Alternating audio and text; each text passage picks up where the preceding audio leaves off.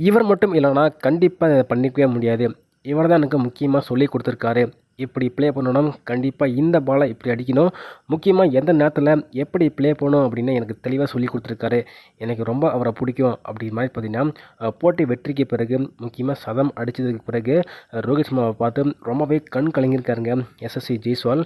போட்டிக்கு பிறகு இதோட அவார்ட் பார்த்தீங்கன்னா எனக்கு தேவை கிடையாது, இந்த அவார்ட் முழுக்க முழுக்க ரோஹித் சர்மாவுக்கு தான் போய் சேரணும் அப்படிங்கிற மாதிரி பார்த்தீங்கன்னா எஸ்எஸ்சி ஜெய்ஸ்வால் ரொம்ப கண் கலங்கி ரொம்ப மனசுடைஞ்சு பேசியிருக்காரு.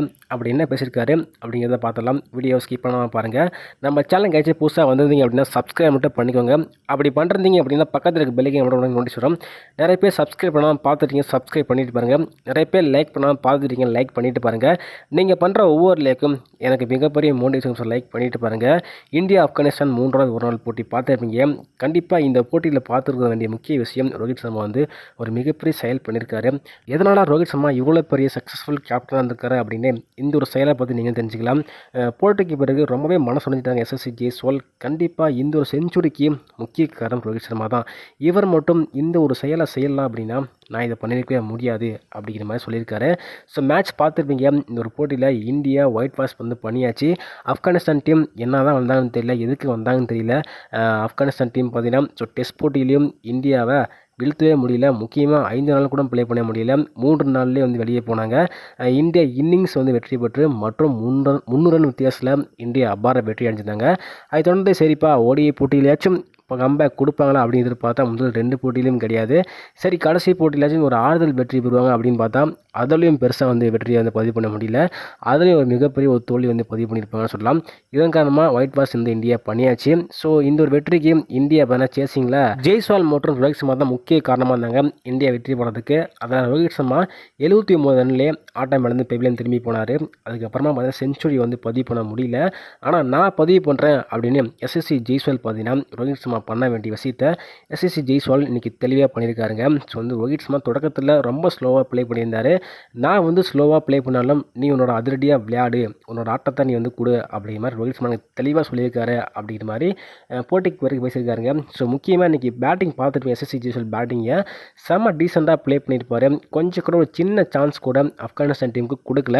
அந்தளவுக்கு தரமான பேட்டிங் வெளிப்படுத்தியிருப்பார். ஸோ ஃபஸ்ட் பால்லேருந்து கடைசி பால் வரையும் அவர் இன்டென்ட் தெளிவாக இருந்துச்சுங்க. ஸோ எந்த பால் எப்படி அடிக்கணும், எப்படி ப்ளே பண்ணணும், எந்த பவுலர் வந்தால் எப்படி அடிக்கணும் அப்படிங்கிறது தெளிவாக ப்ளே பண்ணியிருக்காரு. செஞ்சுரியும் பதிவு பண்ணி ஸோ மேட்சையும் முடிச்சு கொடுத்துருக்காரு. நாட் அவுட் பேட்ஸ்மேனாக போயிருக்காரு. போட்டிக்கு போய் என்ன பண்ணியிருக்காரு அப்படின்னா ஸோ கண்டிப்பாக ரோஹித் சர்மா எனக்கு மிகப்பெரிய ஒரு கடவுள்.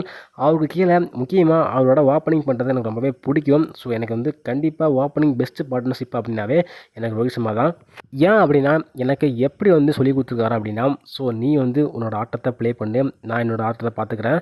நான் ஸ்லோவாக ப்ளே பண்ணாலும் நீ வந்து உன்னோட ஆட்டத்தை வெளிப்படுத்து, நீ அதிரடியாக ப்ளே பண்ணு, எங்கேயும் நீ ஸ்லோ டவுன் பண்ணாத, எப்படியுமே பயப்படாத, நீ வந்து பாலை யூஸ் பண்ணிக்கோ அப்படிங்கிற மாதிரி எனக்கு ஒவ்வொரு விஷயத்தையுமே எனக்கு தெளிவாக சொல்லிக் கொடுப்பாரு. பேட்டிங் ப்ளே பண்ணும்போதும் சரி என்னை என்கரேஜ் பண்ணிக்கிட்டே இருப்பார் அப்படிங்கிற மாதிரி சொல்லியிருக்காருங்க. இதுதான் ரோஹித் சர்மா. இவர் ப்ளே பண்ணால் மட்டும் கிடையாது, யார் ப்ளே பண்ணாலும் சரி இது வந்து ரொம்பவே ஹோப்ஃபுல்லாக இருப்பார். ரொம்ப ஹெல்ப் பண்ண ரோஹித் சர்மா. குறிப்பாக இன்னொரு பாயிண்ட்டையும் மென்ஷன் பண்ணியிருக்காருங்க. நான் வந்து ஒரு கட்டத்தில் கொஞ்சம் ஸ்லோ டவுன் ஆகியிருந்தேன், அந்த இடத்துல ரன்னே வர கிடையாது. ஆனால் ரோஹித் சர்மா அந்த இடத்துல ரொம்ப ஈஸியாக ஹேண்டில் பண்ணி மேட்ச் வந்து கொண்டு போயிருந்தார். அந்த இடத்துல ரோஹித் சர்மா 2-3 6 அடித்து ஸோ வந்து 2-3 4 அடித்து மேட்சை கொண்டு போயிருந்தார். அதுக்கப்புறமா அவர் தான் அதிரடியாக விளையாட போய் அவுட் ஆயிருந்தார். இருந்தாலுமே நான் அவுட் ஆனாலும் பரவாயில்ல, நீ வந்து செஞ்சுரி அடிச்சுட்டு தான் வெளியே வரணும் அப்படிமா சொல்லியிருக்காரு. நான் அதை கரெக்டாக பண்ணி கொடுத்துருக்கேன். எனக்கு ரொம்ப பிடிச்ச பிளேயர் ரோஹித் சர்மா தான் அப்படிமா சொல்லியிருக்காருங்க. சரி நீங்கள் சொல்லுங்கள், ரோஹித் சர்மா பற்றி எவ்வளோ புகழ்ந்து பேசியிருக்காரு. எஸ்எஸ்சி ஜெய்ஸ்வால் அவரோட சதத்தை குறித்தும் பேசியிருக்காரு. ரோஹித் சர்மா எவ்வளோ பெரிய இம்பார்ட்டன்ட் பிளேயர் அப்படின்னு பேசியிருக்காரு. இதை பற்றி நீங்கள் என்ன நினைக்கிறீங்க அப்படிங்கிறத கருத்துக்கெல்லாம் கமெண்ட்ல தெரிவிங்க.